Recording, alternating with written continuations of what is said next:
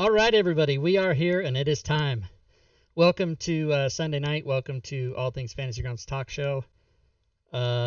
We always give a disclaimer at the beginning of the show, which I will give now, and that is All Things Fantasy Grounds Talk Show is meant to teach and help, but the opinions stated on the show are not those of Smiteworks USA LLC or Fantasy Grounds. However, today's guest is none other than the co-owner and lead developer of Smiteworks, the makers of Fantasy Grounds, Mr. John Gregory, and we will introduce him in just one moment.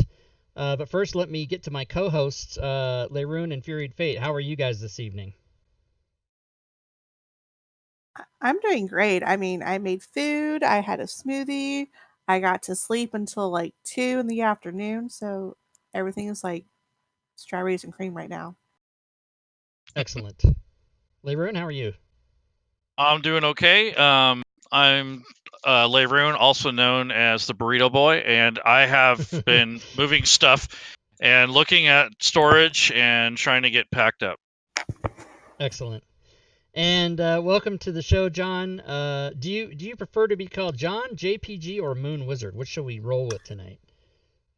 Whatever you want. Okay. My friends interchange them, so. Okay. And I would like to say to the audience, we really are glad that John was able to stop by. He's actually taking time out literally right now from his Sunday gaming group, and so he's not going to be with us for very long. So we'll try to get it all in because we know you guys have questions about Unity. The Kickstarter, which is in full effect, it has over 4,000 backers. It's at 218,000, and it's humming right along. Oh, sorry, check that. 218,000. And so, yep, it's awesome. So let's get into it. So first things first, John, let the people know what exactly do you do for Smiteworks? Can you explain what you do exactly?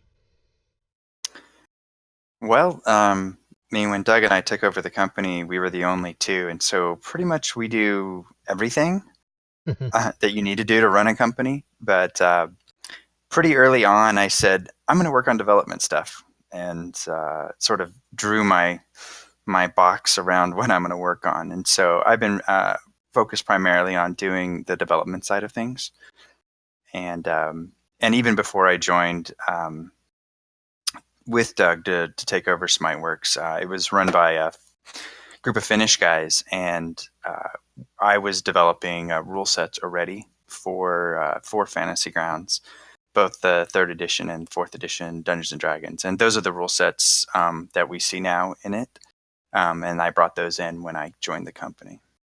Right, great. And since you brought it up, can you tell us quickly the story of how you and Doug became co-owners of Smiteworks? Well, let's see. I don't remember when we both got started, probably around 2008, and we were sort of dabbling around, and I think I was doing the D&D rule sets. I think Doug made a Star Wars one, and so we sort of just knew of each other on the forums. But then he approached me about buying out Fantasy Grounds because he felt like the Finnish guys were, just not really paying attention to the business. They had graduated college and they were starting off on their careers and everything. And so it was just more of a project that was languishing. And Doug had some ideas for that. Anyway, I thought he was paying too much or offering too much. And so I actually was competing against him for a short while to buy Fantasy Grounds. He won because he was offering more money, of course. But then he came back a few weeks later and said, "Hey, if you're still interested, this is the deal. And if you still are interested in joining, and then we could team up." And so that's what we did. Awesome. Yeah, that's a great story. I love it. So good, and congrats on the Kickstarter. I mean, it's absolutely fantastic. This is a fun little site to look at for people that want to. You can track any Kickstarter. Now, this isn't really a projection. It's just kind of a fun trend number to look at. But should things plug along as they are now, it's trended to make $1.3 million. Again, not a guarantee or even a projection, but it is fun to look at. And I know the burning question, probably the number one question people have is, when is it coming out? Well, that is a very good question. So, as part of the Kickstarter, we're saying that the release should be on or around December of this year, 2019. Cheer bits in the stream. And Thanks for the cheer bits. so the beta will be before that, probably a couple months before that, and then maybe an alpha shortly before that as well. But the main thing is we're gonna wait until we feel it's something that we can hand to people, because we don't want someone's first experience using our new platform is you load it up and 5 minutes later it's crashed, and it's not really a good experience. So we want to make sure that it's pretty solid, and most of the things we're going to be working out, hopefully by the time we get to the beta period, is things like performance and scaling. Cheer bits in the stream. Thanks for the cheer things bits. like that, because especially around the networking system, we're not going to really get a ton of people coming into the network servers and really pounding it until we start getting out there in beta and getting more people on board. So we want to ramp it up, and so we want to do it in a controlled way so that we can actually improve things. Right. That's excellent. That's very smart. And I, being sort of my job as part of the Twitter account, many people have misconceptions about when it's coming out. And some people, it's interesting to look at the Kickstarter, and if you go to the community, you see that 900 people who backed the Kickstarter have never done any Kickstarter before, so they might be not as experienced in knowing that there's timelines and stuff like that. So they think, oh, I gave you my back, where's my stuff, so yeah, that doesn't work like that. And so just to be clear, everybody, the campaign ends on May 30th, and then the alpha will be released in late July, and it'll probably be a period of maybe a couple months or whatever. So the beta, I'm assuming, is maybe shooting for August or September. John, do we know? I don't know yet. Okay. The July, Doug put the alpha party as July, but that's probably not when we're going to release the alpha. It just made more sense to do the get together during the summer than it did to push it to later in the year. Got it. So we don't know when the alpha is going to be out yet, because like I said, we want to make sure that it's ready. Okay. If I was going to estimate, it'd probably be closer to September, I would think, for an alpha. Okay. But like I said, I don't know. It all depends on how things go, and also it has to do with scoping as well. There's a ton of stuff that we want to do, and the question is, do we do that for the first release, or do we push some of that back into a second release, or and maybe some things that come up during the alpha or the beta process, like no, we have to have these, so we have to step back and implement those before we can go live. Got so it. Yeah, Doug.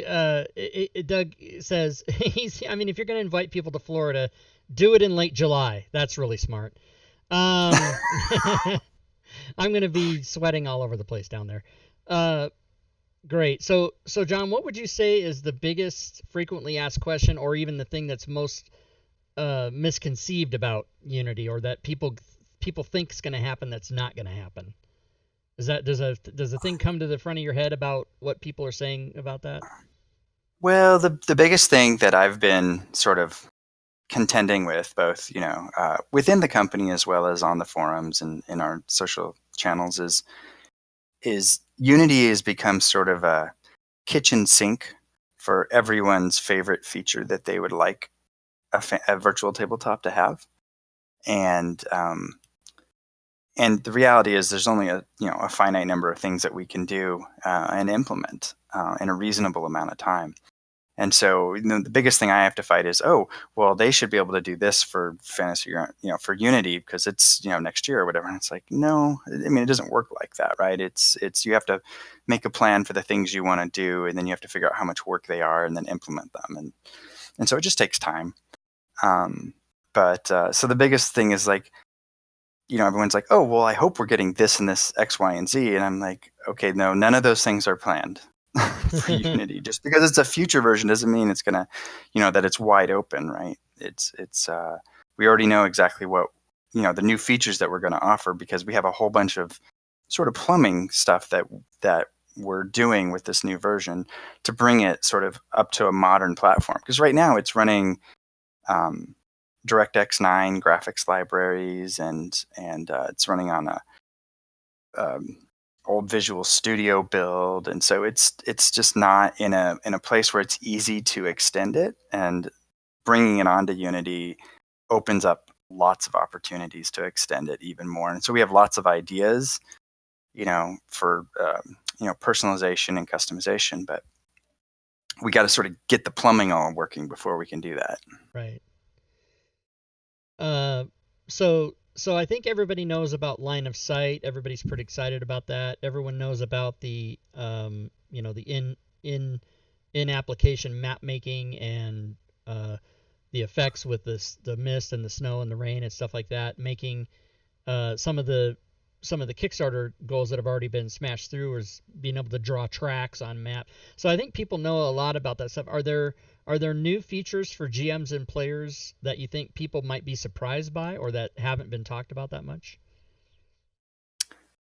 Doug has done a pretty good job of highlighting all of those things.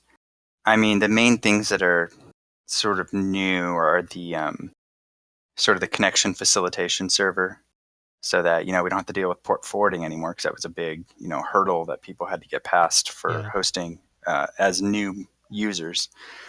And then all of the image features, basically it's a full-fledged layering system with all the ability to transform everything within that. And then we're working on tools to both draw as well as tile content, and to try to make that easy. And that's some of that is sort of, you build it and then you try to use it, and then you're like, oh well, it'd be a lot better if we could do things a little differently. And so then we're basically iterating a lot on the interfaces for the images as well. And then I had the dice macro stuff sort of bubbling in the background, and so that got pulled in as well. Yeah, that's really cool. If anybody hasn't seen that video, you should go to the Kickstarter page. And I posted the link earlier. I'll post it again. But one of the videos on here, I think people will really be blown away by it. What did I do? I blew past it, didn't I? Yeah. But one of them is called Fantasy Grounds Unity New Dice Macros. And you should watch this video because you can really do a lot of really cool stuff that up to this point you haven't been able to do in Fantasy Grounds. But yeah, I really like that a lot. Most of it is that you had to implement that as part of the rule set code. So you had to build a lot of advanced code to do rerolls and stuff like that. And all of sort of the standard sort of mechanics for like exploding dice and drop keep and that kind of thing are all built into the rule set, to the dice expressions now. Yeah. And the dice fields you see today in Fantasy Grounds can actually in Unity can be enhanced so that they can hold actual dice expressions, not just individual dice. Right. Speaking of rule sets, this is not necessarily Unity adjacent, but anything you can tell us about some new rule sets that might be being worked on that you know of by some of the developers, or anything that's ready soon, or is that not anything you know about or can say about? I would say that it's just that I'm not really in the main part of the loop on that. Okay. I almost hear about them tangentially. Right. It mainly goes through James Lokier. James Holloway, yeah. Okay. Yeah. I figured you might know, but that's fine. I kind of like it that you don't know everything, because that means that means you're working too hard and you don't have time to know these things. Well, I like being involved in all that, but there's, like you say, there's just too much going on. Right. So when the Kickstarter's done, I think it's kind of obvious what the answer to this is, but I'll let you answer it in your own words. But when the Kickstarter ends on June 1st, where does the team's focus shift? Aside from the obvious programming, is there any other things you're going to be doing besides just buckling down on the programming end? Well, we're going to be pulling Doug and Jen back, and into their sort of normal schedule of roles that they take on, and then Doug will probably go back to testing on Fantasy Grounds Unity as well, because that's what he's sort of taken as his role on the project, is to do the testing. But during the Kickstarter, he doesn't have time for that. And so what we've done in a way is we've sort of limited our development during the Kickstarter so that we don't break anything that might impact anything that we want to demo or show off. So in some ways, we're holding off on a few things until the Kickstarter's over. So there are already a few things that we have queued up from the development side where we need to break things to get it, to sort of move it along toward where we want it to be long term. And so those are already queued up for like the day after the Kickstarter ends. It's like Carl and I are going to go in and start breaking apart the code that we need to break apart to get things going, because there's some features we can't fully implement yet because of early design decisions that didn't work out. But we don't want to change those because it breaks some stuff that Doug's demoing already. So I think it's just freeing us up to actually get the code into the shape it needs to be in for an alpha, and then start working on performance and other things as well. That makes total sense. I think you might have touched on this with Dave on Friday, but I'm going to ask you again, so forgive me if you've answered this. But a lot of people are interested in knowing when there is the alpha testing or the beta testing, will there be a formal reporting system or an internet portal that they go to report errors? Or how are you guys going to handle that? Just email us if you find a bug, or how's that going to be handled? We haven't decided yet, I guess would be the answer. We'll probably set up probably set up a private forum on the website so that people can submit stuff there. And then, of course, they can always email us. So I don't know yet. We just implemented a new bug tracking system as we're getting closer to the Kickstarter for Unity. And so now we have a place where we're tracking everything. So everyone that's working in SmiteWorks can, post all their stuff there, and we can track it and make sure we don't lose anything. Right. And so hopefully it'll all get in there. So I don't know how we're going to do that yet. Maybe we'll have James manage that. I don't know. Okay. Yeah, I worked at Activision for 3 weeks about 15 years ago, and I was a game tester, and they had a system where you would play the game, and then when a bug came up, you'd go into the developer portal and tell you what the error is, and then they email you back within like 15 minutes saying, okay, here's what you do. So I didn't know. I just had that in my head that's at least one way to do it. So kind of a joke question, but we all want to know where you're going on vacation when this is all over. Well, apparently I'm going to a party in Florida. Yeah, I'll see you July. There. I don't know that that's necessarily a vacation for you. It's probably going to be according to my daughter, it is. Oh, I see. Okay, she's going to come too. Yeah. So, well, she's not letting me go to Disney World without her. So. Yeah. Cool. Yeah. Have fun. I'm not going to Disney World. I'm just going to stay in the hotel. I plan to. I know it's going to be July whatever, and it's going to just be the humidity and the temperature racing their way to 100 every day. I'm not going to be in that. I have never been to Florida though, so that'll be fun. So guys in the chat, if you guys have questions, go ahead and post them in there. We'll try to get John to answer as many as he can before he has to go. And meanwhile, while they're formulating their questions in the chat, John, I'd like to ask you, who are your favorite people to go to Ruth's Chris Steakhouse with? I may have met a couple people there a few months ago. Yeah, that was in August actually. It was August 31st. I only remember that. Oh, was it really that long? Wow. Yeah, and I'm not remembering that because we went to dinner there that day. I'm remembering it because that was my, I go to Seattle once a year for my liver, and it's very traumatic. So I remember the date from that.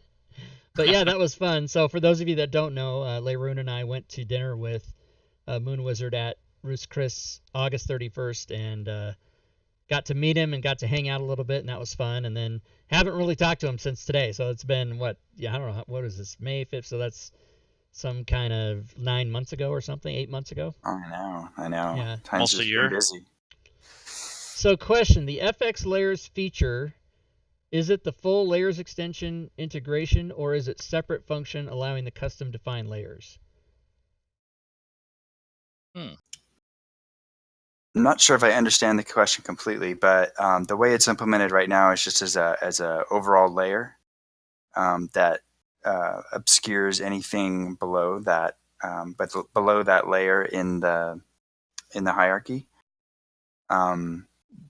People have already asked, and Doug has actually already asked internally about doing some sort of masking on that layer so you can limit the effects to a certain area.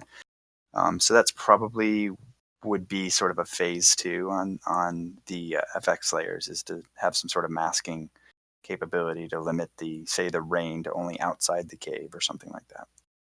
Okay. If you have other questions, guys, now's the time. You're not going to get this guy back again. I have a question.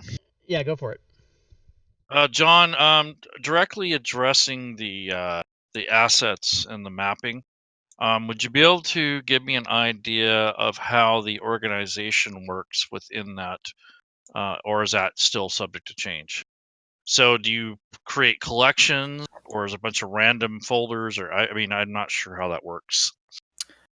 So what we've done is we've basically extended the concept of the token bag that we have today. We made it more of a general asset view. Okay. And they'll still be organized by, the bags. Okay.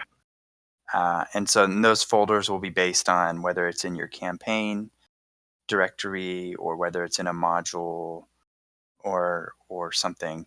But the other, I guess that's another new feature per se of the Fantasy Grounds Unity is any image assets or tokens or portraits that are in sort of the standard folders within a module or within your data folders or campaign folders will automatically be available in the asset bag.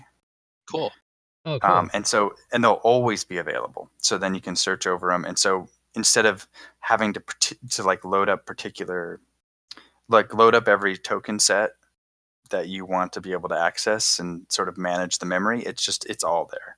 So you're just searching over all of it. That's good. That's cool. Thank you. Matakuri asks, any chance of a layer for tokens that are only visible to the DM? So tokens are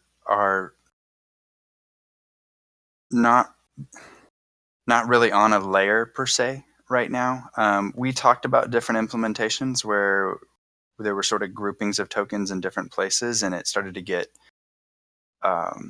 we felt that it was starting to get a little too complex in terms of what the GM needed to manage. So for now, we're just going to start with there's just one spot for tokens. They're always on top. Gotcha. And the visibility for those will probably just mimic what we have now, which is a invisible, mask sensitive or line of sight sensitive, and then always visible. And even for the ones that are invisible per se, those ones are still visible on the GM side, but they're just faded out, so the GM knows that they're not visible to players. Okay. Okay. Diablo Bob is asking, are there any plans for futures to open up extension languages to include ones like C#, or will XML be and Lua be all there is? Right now, we don't have any plans to expand that, mainly because adding a scripting engine is a fairly complex beast. I mean, that is sort of what Fantasy Grounds is a big platform for implementing the APIs. And so implementing an entirely new script engine would be very challenging and basically break everything, and you almost have to redesign everything for that. So I don't think that that's something that we're going to do. Also, we can't change things like wholesale. Like if we wanted to change from Lua to something else completely different, then we would break everything that's been done to date. And so that's not something we want to do either. So I think for now, we're just going to stick with XML and Lua. I think it's sufficiently powerful for what we need to do for an interface point of view. I don't think that the languages add much to that. I'm sure, having typing and stuff like that would be really nice, but Lua does a pretty good job, and the way that it fails in a way similar to like a C#. So I'm not thinking that we're going to do anything in the near term for that. Okay. I think this has been addressed before, probably on the forums and maybe even by you yourself, but someone is again asking about the distances for line of sight and like torches. Will a character who has, say, 60 feet of vision or 20 feet of vision, will they only be able to see that far, or is there a way to measure the distances with the line of sight? There's not right now. We made a conscious decision as part of the scoping for what we're doing that we would not be doing lighting and vision for the first phase. Okay. Instead, we were going to focus on the line of sight concept and getting that working, as well as the blockers and getting those set up. And I think that, as we've been going through it and working through that, it actually takes a lot of Carl's time to sort of get that right. One of the things that we've been really trying to focus on is making sure that the tools make it easy to create the blockers, and that we create the kinds of tools in the UI not only to create the line of sight blocking, but also to manipulate that while you're playing so that it's a better experience. And so that's how we came up with the doors in the train. I mean, we'd seen doors, on some of the other VTTs that are advertising those, and those are good. You click on it and it opens and you can see through it. That's great. But then we wanted another type of blocker that where when you move into it, you can, or when you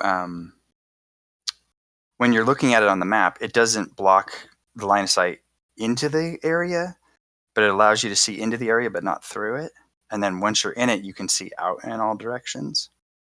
So like for things like moving into like trees or bushes, or like a rubble field, like you maybe crawl to the top of a pile of rubble and then you can see in both directions. But if you're on the bottom of the hill on one side, you can't see over it to the other side, that kind of thing. Yeah, Cool. that kind of stuff that's really complicated like that is going to be really cool, because right now that's the frustration with everybody is like, the DM has to unshade the map and then go, oh, wait. No, I didn't mean, you pretend you didn't see that, but this way it'll all be sort of taken care of. Yeah, I mean, I think that there'll be a lot of iteration, especially as we move through the beta, as people bring up new things, because line of sight, and we've talked about this on the forum for years. It's not trivial. There's a lot of detail and there's a lot of expectations for the way people think it should work. Yeah. Everyone's got their own opinion. Couple more questions about line of sight. They are very similar. What the first question is that they want to know if, like, for instance, if I'm able to see in one direction, are the other PCs going to have that same field of view? No. Okay. So the way that it works is that, I might need to review this because I might be misspeaking, but I think as of right now, only tokens which you own as a user that are linked to characters that you own generate line of sight data for you. Good. The other one is about hidden line of sight for, let's say, making NPCs visible for only certain PCs. I think that's similar. Well, if it's more of invisible to certain people and not visible, not invisible to others, I don't think that that's something that we're going to touch on with this version.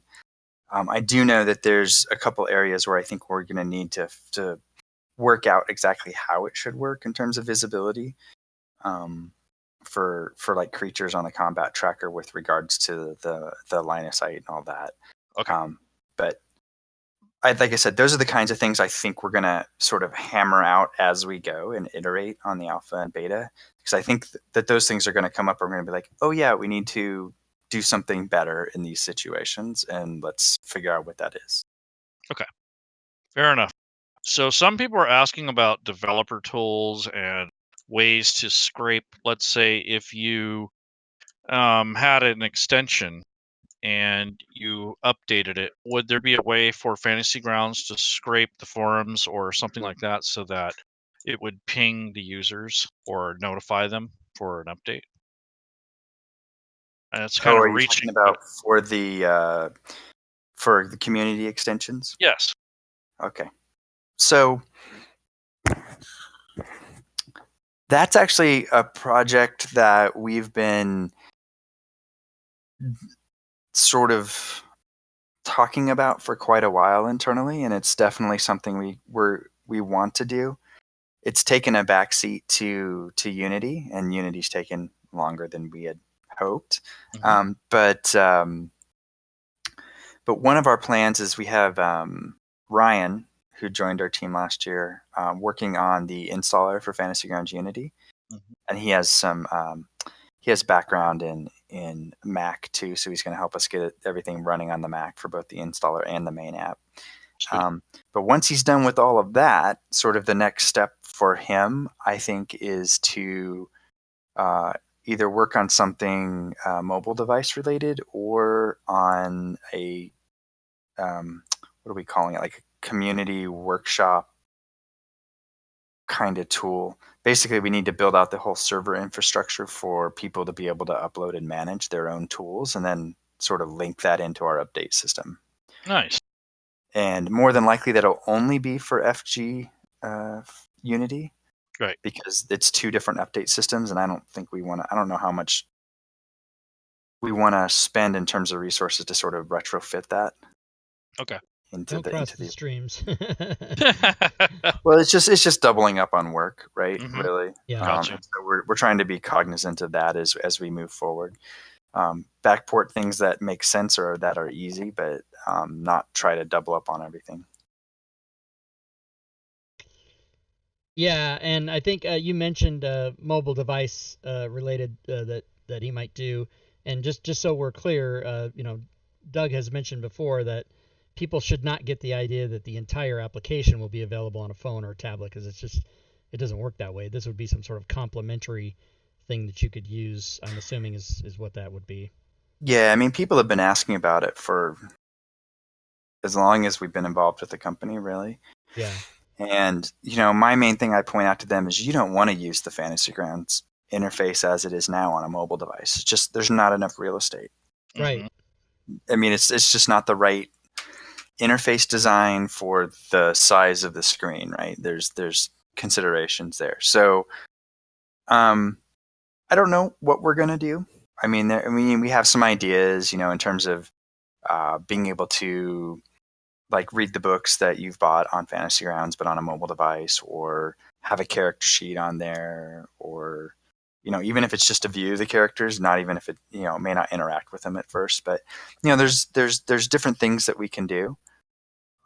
There's also some thoughts about what we might do in terms of um, having the option to upload the campaign data up to the servers, and then have ways of looking at like character vaults and stuff like that.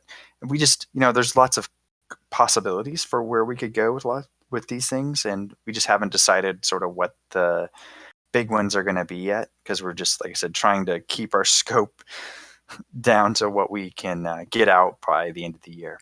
Yeah.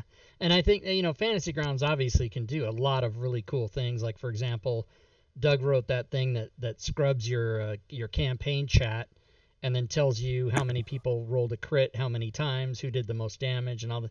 I mean, there's a lot of really cool stuff that can be done, but people just have to realize, there's just a handful of people working at SmiteWorks, and time is a huge factor, and everybody would like it to. Everybody's big dream is to have it all done, but you got to pick your battles, and we know you guys are working hard, and people in the chat are saying to you, John, that they really appreciate your efforts, and they're thanking you for all the years that you put in and done all this stuff, so that's good. So one more question about this is about keyboard shortcut binds. Have you guys done any work on that, or is that in the scope of future updates? Can you repeat that first part again? Keybind. They're wondering if there'd be a better way to map shortcut keys to standard keyboard so that it'd be a little bit easier for people to assign keybinds. Yeah, we haven't really looked at that, to be honest. We are implementing a bunch of new keyboard interactions with the image control. Because once you start having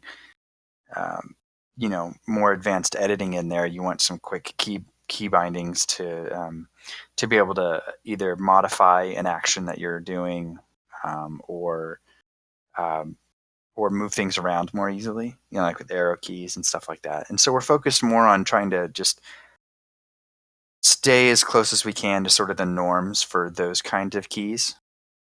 Okay. And so we talk about that, but we haven't talked about like remapping things, because that becomes a whole bunch of interfaces that we need to write for the settings to sort of remap everything and then rewrite the code so that I can deal with all of those key bindings in a more customizable way. Still getting the couple questions about fonts, and I know I asked you this back in August.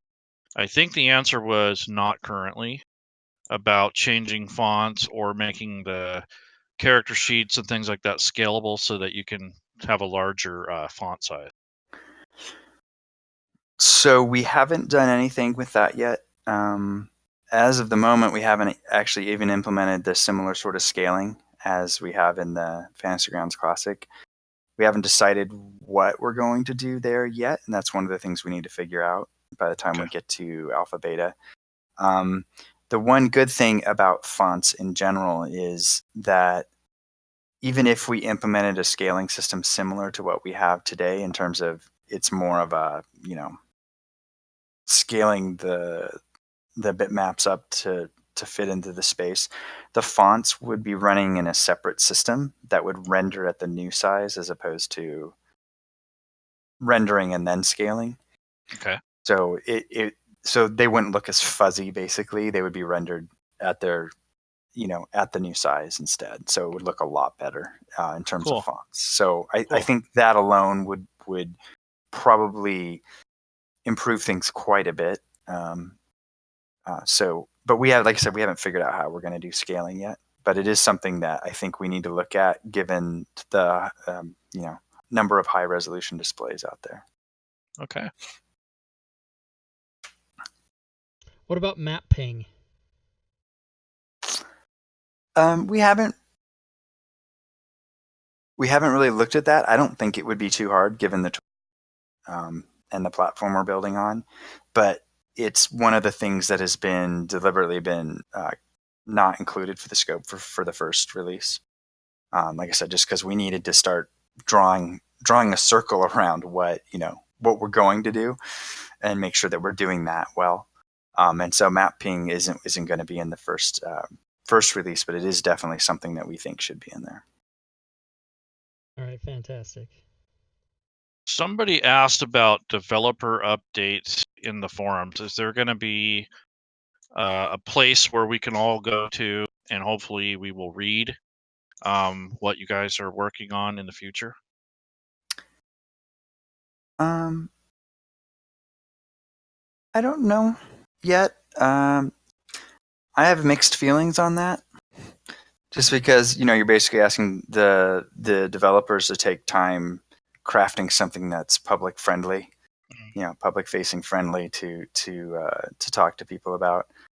But it's something that I think we want to do to some degree, as sort of a follow up to the Kickstarter for people that are involved and that should be getting the alpha and beta in the near future. We want to sort of give them updates as we go along. So I think it's more a question of frequency at this point. I think the frequency is going to be a little light in the beginning in terms of updates, at least from the development side. because we're still figuring out some of this stuff. And then as we get closer to an alpha beta, and I think especially once we get into the alpha beta, I think we're going to have to start doing more frequent updates, maybe on a weekly or bi-weekly basis. Perfect. Is there a FAQ on what is in the scope for phase 1, or does the video pretty much cover it all? The previous video.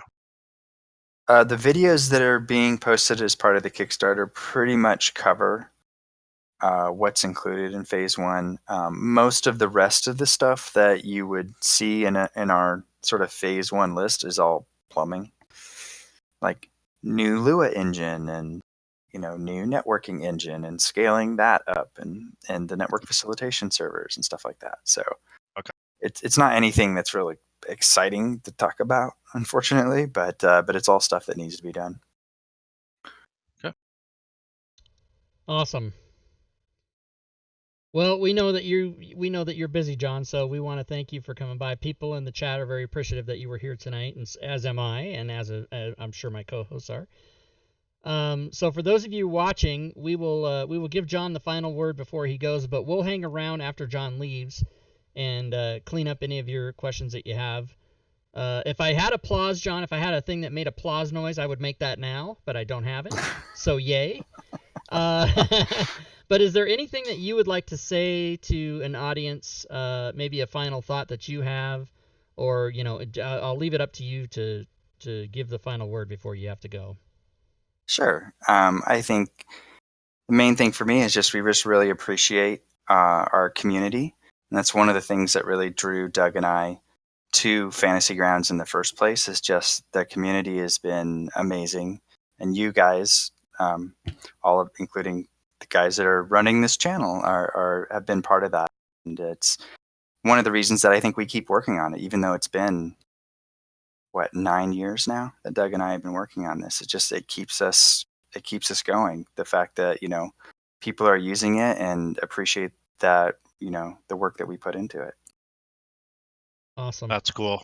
Well, we really appreciate. Yeah, go ahead, Leron. Oh, I was going to say, John, we're going to keep helping you grow the community. If you guys keep your promise, we'll keep ours. So awesome. Yep. Excellent. And please tell your players that I appreciate them letting you escape for a little while to come and talk to us. And thank you so much, John.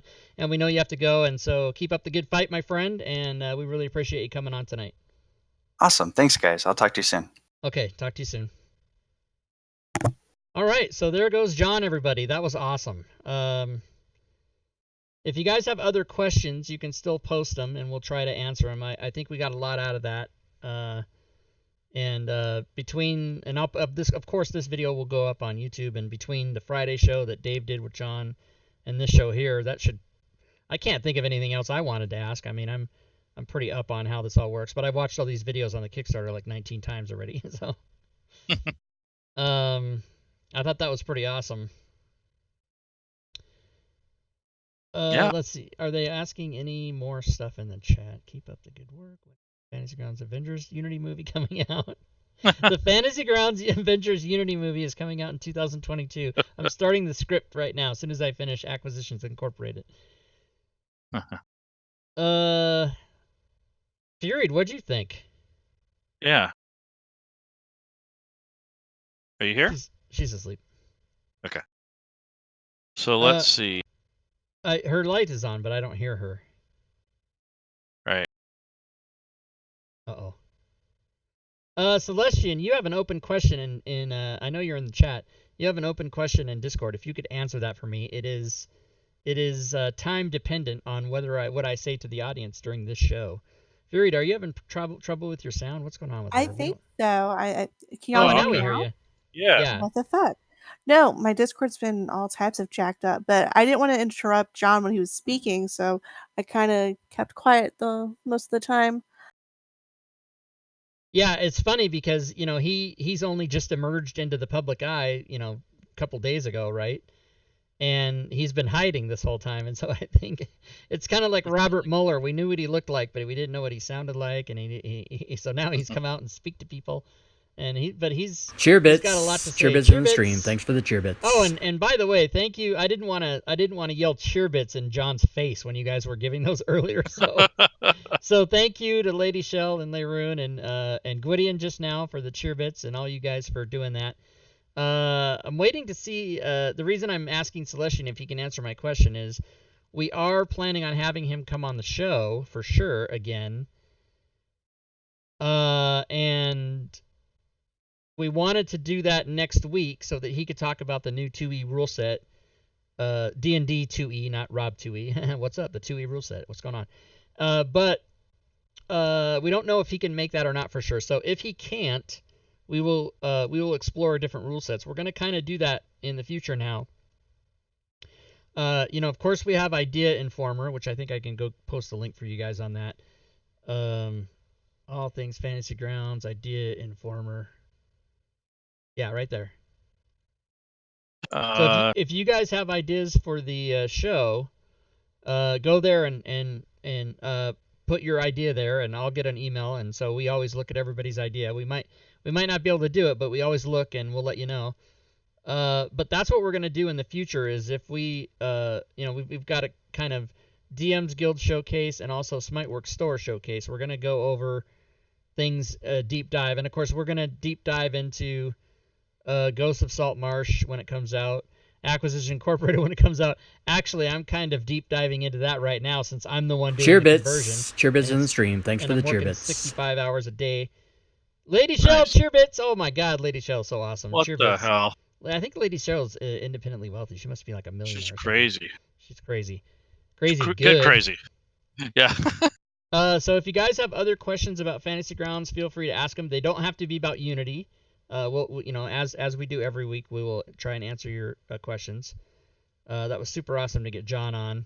Diablo Bob said, ask John if he'll come back on after Unity comes out, and I decided we're going to quit while we're ahead and save that for later. And not put him on the spot today. Let's see. So good. That was show 64. That's awesome. Yeah. Hey, Rob Toohey, I read on the Odyssey of the Dragonlords Kickstarter that they've changed their FG support status to actively working. Anything you would like to share about that? Yes, I have that job as well. However, I'm assuming I won't get those materials till maybe July. So I am going to be doing that. As a matter of fact, I will bring up Rob Toohey projects. This is a public spreadsheet. I'll give you guys the address right now. Anybody can go here.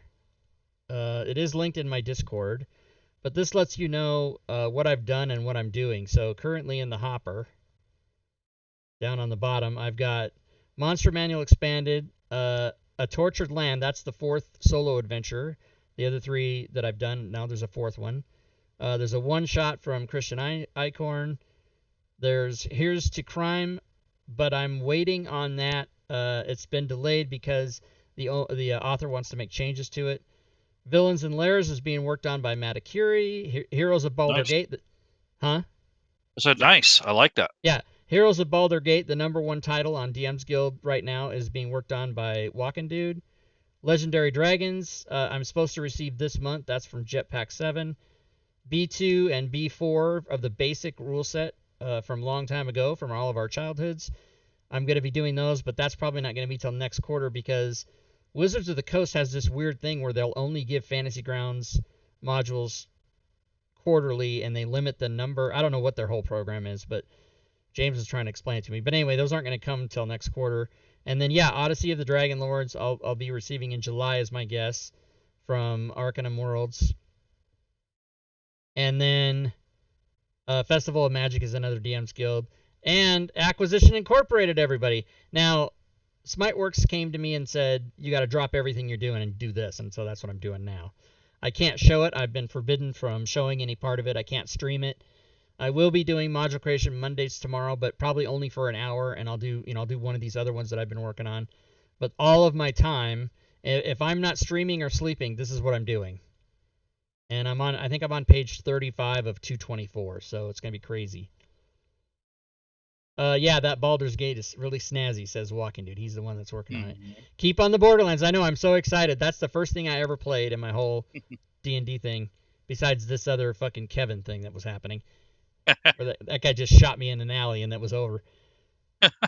Don't tell anyone. Yeah, don't tell anyone. Have you worked on Starfinder projects at all? No, I haven't. I've done some Pathfinder, no Starfinder. But I just, D&D's my thing. D&D 5e is my thing, but I am going to expand out to basic. And for those of you that don't know, that's why we want to have Celestian on the show so he can show us all this. But Nice. the reason there's not going to be a basic or a 1e set. So for those of you that don't know, that there is a difference between basic and first edition. They're not the same thing. So back in the 70s and early 80s, basic edition and what was called AD&D at the time, which has now been relabeled first edition, they ran concurrently, but they're not the same. However, the 2E rule set that just came out for Fantasy Grounds is going to run all three versions. So the 2E rule set will run basic, first edition, and second edition. Nice. So there you go. That's how that works. And we're trying to get Celestian still hasn't answered me. It shows that he's in the chat, but he's not talking in the chat. So maybe he's actually not here. And I do have one plug I wanted to mention again. I know you guys did this last week, but I wanted to let the community know that we are working on the planning and the setup for Founders Day weekend, which is actually the 26th to the 28th of July.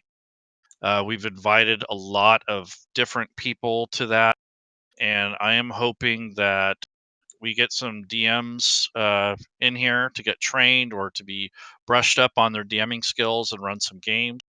And also, I've invited a few guests to come speak if they make. I'm not going to make a big deal out of it, or because sometimes people just can't do it, or they change their mind, or whatever.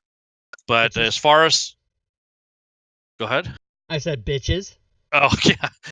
But yeah, so I'm hoping that you guys will join us for that weekend. It'll be our second anniversary, and we are going to have lots of games hopefully scheduled for everybody, and also a bunch of fun, maybe a couple workshops, things like that. We're not going to be giving out too many lessons, although I'm sure there'll be someone there that want to help you learn Fantasy Grounds. So that's our main thing. Yes, and the last event that takes place during Founders Weekend is this show. It will be Sunday night, and on that show, we will be giving away 4 Ultimate licenses. Now, people are going to ask, so I'll just tell you right now, no, this is not Unity licenses, because that's not a thing yet. That's not going to be a thing for 7 more months. But we are going to give away 4 Ultimate licenses. One is from Smiteworks themselves. Doug Davison gave me permission to give one away on that show.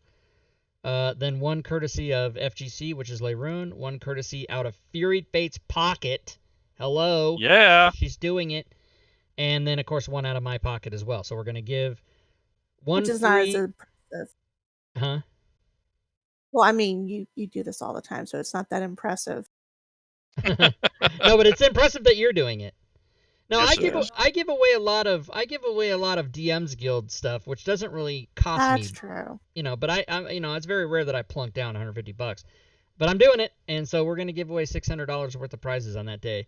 And today, you might have noticed that I didn't give away any prizes on the show. I normally give away prizes every single Sunday. Not today. You want to know why? Because this show's so awesome, I don't need to do it. That's why. This show was so awesome, and it's still only been 50. We only kept John for about 45 minutes. I was super worried about that. I wanted to get him in and out because it was very nice of him to even come on at all. It went pretty smooth.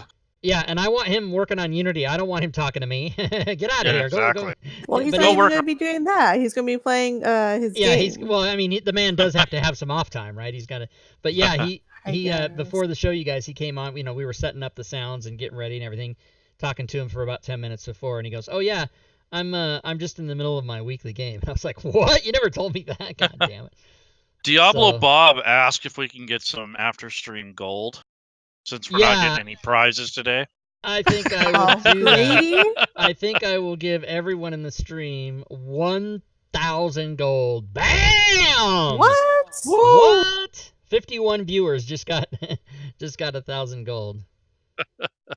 So, so good. Yeah, that was a good show, and we kept it tight.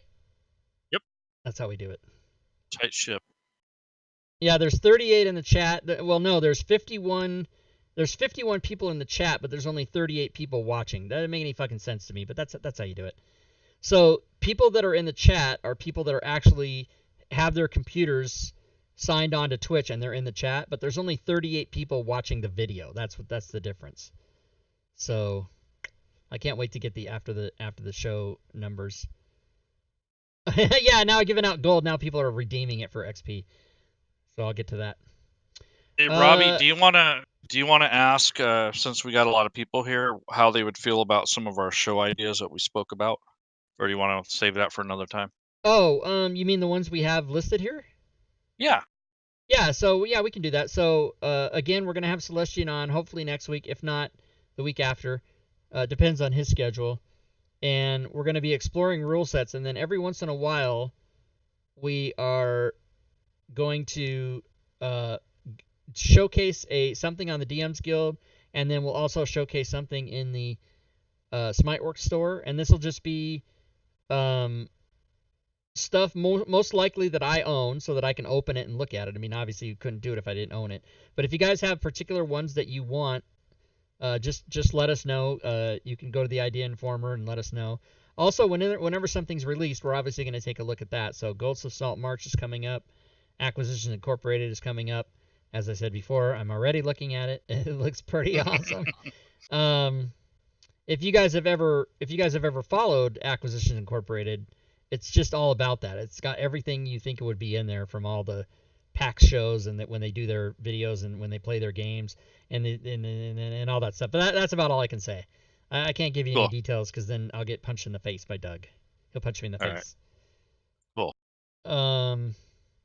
But yeah, we really do want to get your guys' ideas, because if you go back through all of our shows, and Lady Shell has made synopses of all these shows, and they're listed on the Fantasy Grounds College website, which again we will remind everybody, FGC, boom. Synopsises. Synopsi. So if you guys ever want to know what any of these shows are about, you can. I mean, the title kind of tells you, but you can go read like a little one-paragraph synopsis that she wrote for every one. If you just go to FGC's website and click on, what is it? FGC Times, right? Yep. And we're going to update that navigation bar so it'll be easier to find these things. Oh, good. So let's see. Kickstarter is at 218. It is trending 1.3 million. That's so fun to look at. Wow. And what else is happening? Is that it? That's it. That's all that's happening. I'm out. I got nothing else. Oh yeah, here's all my stuff I'm doing. And yeah, that's highlighted in green because it's like, don't do anything else, fucker. Finish this. So Can we look at that burrito? Can we look at the burrito? Oh yeah, the burrito. No, okay. we don't need to see the burrito. Yes, we need to see the burrito. So for lunch, Leroon, of course, Leroon lives in Seattle, Washington. I live in Spokane, Washington, 300 miles away. I'm telling Leroon, hey, I'm working on this thing. I'll be ready for the show tonight. He goes, you need to take a break. I'm going to send you a burrito. And I'm like, yeah, okay, funny. And he goes, no, what's your address? And so he sends me this burrito. And this thing is the size of like an infant. It's like huge. So I ate 2 of these things, and then I saved those for later. And then I ate this whole burrito. It took me an hour and 15 minutes. But I ate the whole goddamn thing right there. I ate it. Oh, wow. It's gone. What were the little end bites? Fury was wondering what those were. I thought they were quesadilla bites, but they're like some kind of half of it is just crunchy dough where they like smashed it together to close it or whatever. And then the soft side is maybe there's cheese in there. I don't know. I ate a couple. They were tasty. They're kind of dry, so I dipped it in sour cream.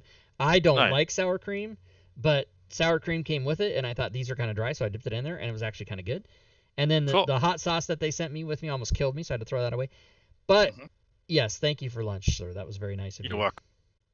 So Leroon is ensuring that I stay fed while I do my work. And then, all gone.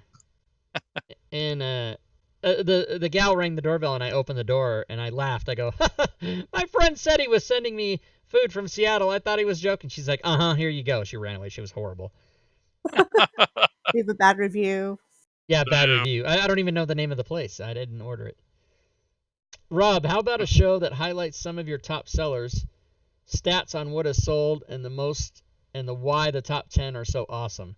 Yeah, Sven, that's a good idea. We've actually done that a couple times, and I sort of do that every once in a while. But we could do that. We could say, let's go over here. Let's do this.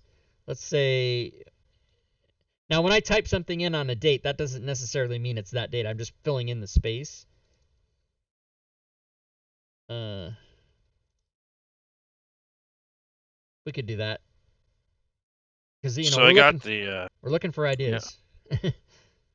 So I got the Fantasy Grounds College Founders Day weekend link in the chat.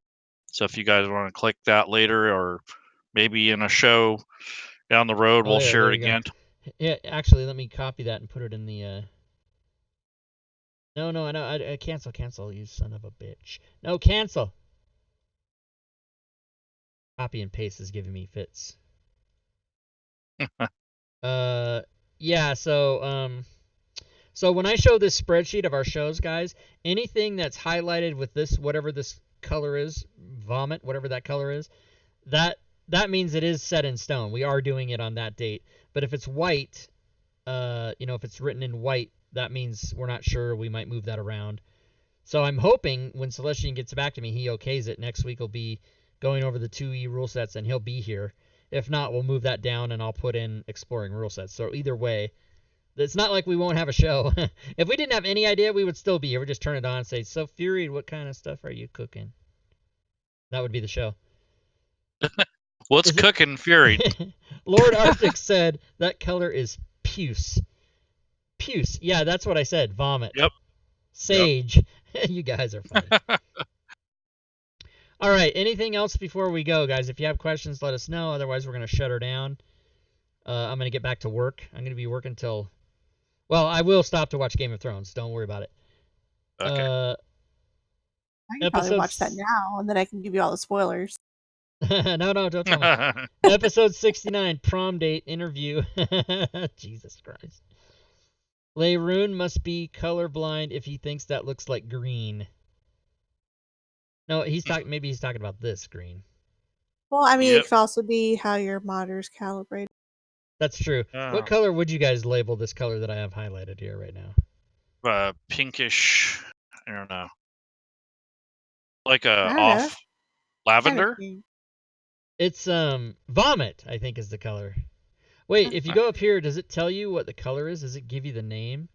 Let's see. I think this gives you the numbers. Light red 3. Oh. That doesn't fucking help. Light red. That's not light red, you fucking assholes. That's pink. Light red is pink. Is there any way to combine all of your 5e coding effects modules into a single mega module to make life easier when managing extensions? No. There's not. I mean, technically, yes, you could. I already asked. Not really, no. Yeah, it's kind of... Basically, what you'd have to do is you'd have to take all my stuff and then jam it all together in one file, and it would be a super big nightmare. Tell them what it would be like to update all that if you did that. Well, I mean, yeah, fuck that. No, the answer is no. Salmon. AF04B2. That's the color. Right now it looks kind of pinkish, but I've got flux running, so everybody looks kind of reddish. I don't know what flux is. I'm old. I don't know what the kids are saying now. Yes, you're gonna have to explain flux, Alex. I don't know what. Yes, but you have to do it all yourself. Yeah, Maticure, that's really the answer. I have an AOE spell, you jerks. That sounds like CJ. That was CJ. That's funny. All right. Oh, is this Celestian? No, it's not. You're out. All right, yeah, we're going to shut it down, guys. Any final words from my co-hosts? I think I'm ready for a nap.